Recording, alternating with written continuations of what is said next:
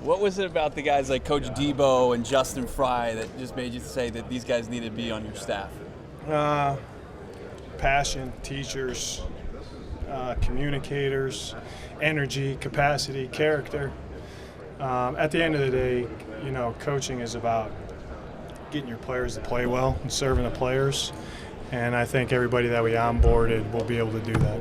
John, with you're trying to figure out the speed of a player, what kind of a tool is the 40-yard dash for you at this point when you have so many other players? Just that, a tool, I like to look at the tape a little bit more. A little more. That tool for me is a little more weighted, but it's a tool. It's real. How much pride do you take in developing coaches and already seeing some get new opportunities within the NFL? I don't know if I develop them, Johnny. I think it's cool to see guys do a really good job for us and then get other opportunities and do something more. You know what I mean? So I'm proud of those guys, man. I'm happy for those guys. I'm proud of them. Obviously, I'm excited about the new guys, but everyone that kind of left for promotions and the bigger and better things going on with what they're doing, they'll do a hell of a job. There's no doubt. JJ, on that note, last week, Clayton Adams, thank you so much for your involvement and your friendship even in India. Why do you think he'll make a good OC? He's really smart. He's detailed. He knows how to attack defenses. He can communicate to the players. He's passionate. He's going to turn over every stone, works hard. Has a really good way about him, and that was a tough piece to lose. I'm excited for Justin Fry, that is, but I was on a plane coming here with Clayton, and it was good to catch up with him. And I know he's already, the questions that he was asking me, he's already on the right path, so he'll do a phenomenal job. What were those questions? What were those conversations like with Justin Fry during that hiring process, and how impressed were you with the development that he had at Ohio State? Very, very. I mean, not just at Ohio State. If you chart his career with where he's kind of been and where he's ascended to, and the people that he's had. Obviously, there's a long process to acquiring coaches, a little different than acquiring players. But you gotta talk to a lot of people, and you gotta do your homework. And it was really cool talking to him a couple years ago.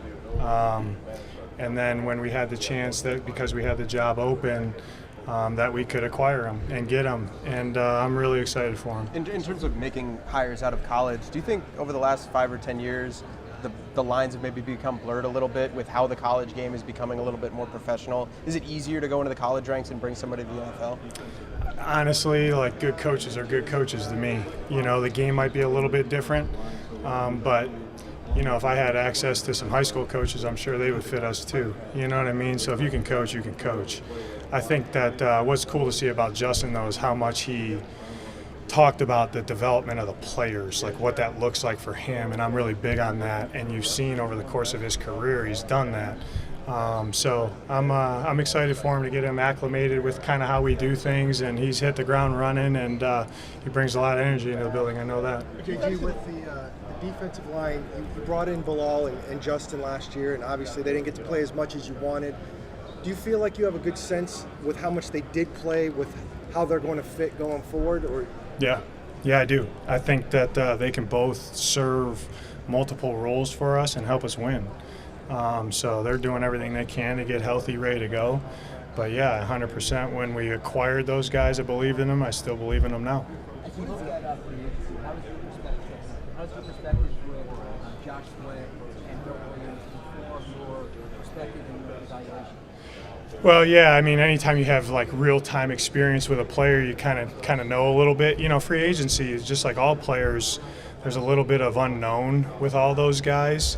That decreases the unknown with me because I was with them for a couple of years. So we'll look at all the players in free agency, see if they fit us. I know there's a money component to everything, but at the end of the day, we'll do what's best for us and try to acquire guys that are going to help us win. What are the next steps you'd like to see Trey take in the next couple of years, especially if you lock him down long? Trey? Yeah, I think he had a really good year. I think he hasn't hit his ceiling. You guys have heard me say that multiple times. He's working on different parts of his game. But I think just keep doing what he's doing and keep improving in all parts of his game, because he's not a one-trick pony. Like, he can block in the run game. He can beat you on first, second, third level, run after the catch. I think that's elite from him. But the mental part of the game, I think he can take strides, which we've talked about. The physical part of the game, I think he can take strides. He's young. You know what I mean? So he's got a lot of good ball in him left. So glad we have him. Obviously, he's a premier player for us. And I'm excited about moving forward with him. Coach, it seems like a pretty deep edge class. What are your overall thoughts on it, and what specific traits do you look for whenever you're looking at an edge Deep class? edge class, you're right. You're right, Donnie. I haven't sorted through all of it, but we talked to some interesting guys last night. It's like, man, sign that guy up. Can you rush the passer? Can you whoop a guy in the run game? A little bit of drop, kind of the scheme that we play, But I think the first thing that you're looking for is, can this guy be disruptive in the passing game? And I think that's one of the things, taking the full 365 look at us, I think that's a way that we can improve our team, is to disrupt the quarterback a little bit better than we did this last year and 2 years ago even. So I think for our team and for our defense to take another step, we got to do a better job of that. And acquisition is one of the ways that you can help that, So I'm excited about getting to know these guys and watching the tape and having them in and all that and the whole process. It's really cool for me. This is my first interaction with these guys.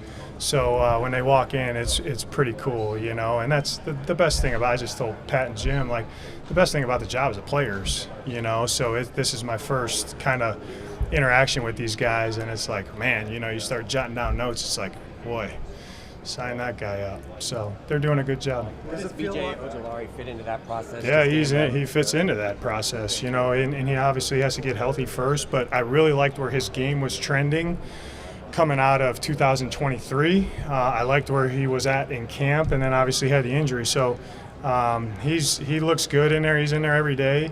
But I'm definitely have, I wouldn't say hopes. I have a high expectation for BJ to come in here and get back, and when he's healthy, when it's right for him, come back and help us win games. Is this process going to be a lot different for you, picking 16 instead of 3 or 4? No, that's Monty's kind of sets the table with that, but I'm going to do, whoever he says let's do our homework on, I'm going to do my homework on. So, and you never know how it's going to go. We could be picking, I'm not going to put my foot in my mouth, but if you're picking 16 right now, it doesn't mean that's what you're going to be picking. You expect to go ahead, you go. Go ahead, Johnny. Do you expect a big jump from some of these year 2 guys, Darius being able to build off where he left off, Marvin, somebody like Rabbit Taylor Demerson having a bigger role here in year 2? Yeah, absolutely. I think there's Monty and I we're kind of convicted on this, and not to say that players don't make jumps at different parts in their careers, but when you look at guys that really define their role and what type of player they are and how they can impact you as a team, year 1 to 2 is a big year. And that's why I'm very excited about our rookie class going from year 1 to year 2, because it's clear to us, and I think it's very clear to them, okay, I just played however many snaps, or I just went through an NFL season, what the game really is up here. And then they're coming back, thank God for us, they're going to be the second year in a system. I think continuity in a system of knowing what we're asking and just getting acclimated with how we're doing things. But to learning the game is huge, and I think those guys are going to make huge jumps. Were you satisfied with the jump from the previous year's rookie class? I was. Yeah, I was. I mean, and each of them looks a little bit different. But, a guy like Garrett Williams, Dante, I'm going to leave some guys out, Higgy Bear. There's a lot of guys that made big-time jumps. And again, there's more jumps for those guys to be had. But year 1 to year 2, a lot of those guys took the necessary step for them to keep improving and helping us win. Where do you think specifically, how was he able to recover from those injuries he had in his first year? When specifically are you looking for a big recovery? Yeah, so he's got, why we drafted him to be a disruptive run and pass, a disruptive player against a run and pass, and he was never healthy this year. So, and that happens, that's a game of football, so everyone's availability is going to be a little bit different. But I like where D-Rob's at right now. I like where he's trending. And there's no doubt he's going to be an impact player for us, and he flashed that, and then he, had the unfortunate setback of the injury and didn't get to play a lot this year. So, he might be, you'd say, well, he's going on year 2. Not in my mind. He hasn't played enough snaps, so this is really, 1.5 for him, But he's going to help us win. I know that. Hey, JG, I asked Monty this earlier. Curious your perspective. I bet he gave a better answer than I'm going to give. Let's see. So, obviously, the way the season ended, the second half was disappointing. Did that make clear to you what you needed to add to this roster to improve, or is there so much more to it than just improving personnel in that regard? Yeah, a lot more to it, I think. And I look back at the year, and it's like, I think like you take everything. It's kind of 1 week at a time. Obviously, that's our process, and then you sit back and look back and kind of how the year went. Like, we have to be better to win more games collectively. I think that's the main thing that I got out of watching the tape all again. Start with myself, and then the coaching staff, and then the players, and there's a lot of tools and a lot of learning that you can use to do that collectively. So that's one of the parts of the process right now with what we're doing. Where has Nick Ross made his biggest mark since he's been here? Doing a hell of a job, I think with what he's done to coordinate a defense to give us chances to win games right now, I think it's pretty special, and I think he's going to make a jump from year 2 to year 3. You know what I mean? So I'm excited about what he's talking about right now, what he wants to change, what he wants to tweak. His growth mindset of how the game is changing right now. We'll probably look different next year. Not probably. We'll look different next year than we did this year. Just like we went from 24 to 25, but he's a superstar, man. Coach, what are your expectations for Trey Benson this year in terms of his role? Light it up. We have I really see us, if he takes a necessary jump from year 1 to year 2, I think we've got 2 starting backs. That's how I kind of view those guys. And you see certain teams out there that have like 2 1s, I would say. I think we should have 2 1s next year. How do you size up the 49ers as you head into this draft? Say it again? How do you size up the 49ers as you head into this draft? Really good team. Arguably one of the best coaches in the NFL. They got premier players all over the place. John Lynch knows what he's doing. They're going to acquire the right people, and they're going to be right in the hunt. So we got our work cut out for us. What are the feelings when you Drew, getting the interview, you want him to take that next step, but he also is able to come back and be your OC for no reason? How do you feel about that? How do I feel about it? Yeah. I mean, the human part to me feels great for him. You know what I mean? But the head coach in me is like, man, hope he doesn't get it. No, I don't think that. You, in my seat, you got to be ready to lose good people. That's what I would say. You know what I mean, Josh? And I think that's a big part of being a head coach. And I didn't go through it in 23, but I went through it this last offseason. And you got to have some competitive stamina to make sure you try to get it right. You know what I mean? But you got to have a plan in place. And I feel really good about the people in our building. I do.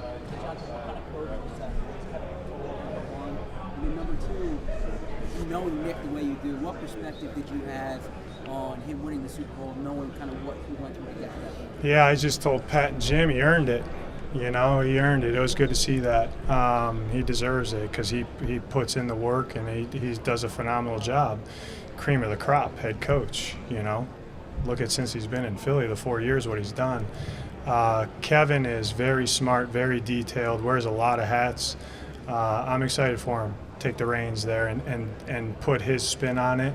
I know he's a really good collab with Nick, I wasn't there, obviously, with Kellen, but he had a good collab with Shane.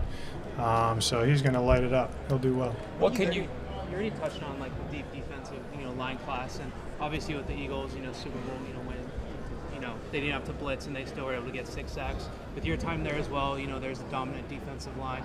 So now as you look at that class and you mentioned versatility, how many more guys do you really expect to potentially add or like go free agency in the draft, and what excites you about a lot of those players? Yeah, we'll see. I mean, you never know how acquisition's going to go, but I mean, you can go to, my son's football game who's in 3rd grade. You can go to a local high school. You can look at the national championship and the college. You can look at the Super Bowl, and it's very clear. It starts with the offense and defensive line, and if you're that premier, it can end with the offense and defensive line too. So it's about blocking and tackling. So those two positions impact that before anybody does. So it's not hard to see when you watch football. The team that controls the line of scrimmage has a really good chance to win the game. So we'll look at trying to get both of those units better for us. What do you get out of the formal interviews with the players at the combine? A lot. Yeah, I mean, it's a quick process because I think it's like 18 minutes. But it's cool to see guys sit down and talk a little ball and talk about themselves and their journey. You can find out a lot about guys, just how they walk in the room, how they carry themselves, how they answer questions, how they interact with people. It's cool to see. They're doing a really good job. This class is doing a really good job. Coach, a lot has been made about Kyler Murray consistency, post-bye late in the year. What can you do as his head coach to help him with his consistency late in the year? Yeah, I think a lot, how we set up practice, how we play the game. There's things that go into that. That's a really good question, Johnny. I don't think it's just the quarterback. It's the whole team. Myself, it's the whole team. But I'm really excited where he's at right now. I really am. And, I'm not going to make any power statements, but he's going to have a hell of a year. I know that. Have you been able to watch any film on local product Cam Scadaboo? Any thoughts on this? Yeah, Kenny brings it over to me, and he says, check this guy out. I'm not through that part of the evaluation process, but I know he lit it up this year. I know he's a really good dude with high football character that loves ball, so that'll be cool to watch him. Hey, Coach, I'm just curious, back to Kyler for a second. Last year, he attempted a career low in terms of rushing attempts per game. I don't know if that was that injury related, was that game plan specific, just fluky? But given how good he is with his legs, I'm curious about your thoughts about going forward. Yeah, I would say dual threat quarterback. We always got quarterback run game up. You know what I mean? Some games more than others. Some games more than others, he extends and runs. I like when he extends and throws it down the field over people's heads. But there's no doubt he has that element to his game. And when he uses it, if he uses it at the appropriate time, he can kill you. So, I'm glad he's our quarterback. You've taken a lot of guys that both ran well here in Indy and then guys that play fast. How do you differentiate between the two? What are some ways that fans might be able to find some markers for guys that play fast? Well, 40 is one of them, But I think ultimately to play fast, your brain has to work first, So when you watch the tape, you kind of start to unpack that logic. But it'd be cool to see these guys work out. That's a piece of the puzzle. Just like we said, it's a tool. But I'm excited to really get into the meat and potatoes of the tape with all these guys. And evaluate the tape on them. That's the number one tool for me. So, but it would be cool to watch them work out.